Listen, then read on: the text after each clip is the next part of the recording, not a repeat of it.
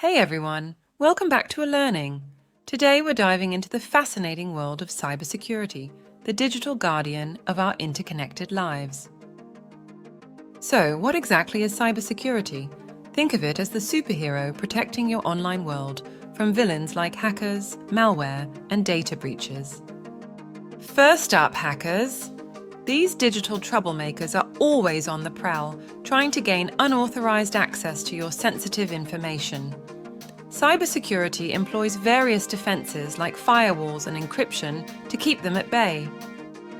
Then there's malware, malicious software designed to disrupt, damage, or gain unauthorized access to computer systems.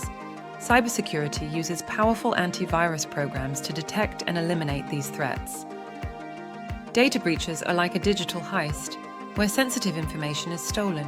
Cybersecurity protocols like strong authentication and regular system audits act as a fortress against these attacks. In a world where our lives are increasingly digital, understanding cybersecurity is crucial. So stay tuned for more tips and tricks to keep your online experience safe and secure. Don't forget to like, subscribe, and hit that notification bell for all things cybersecurity. Until next time, stay safe in the digital realm.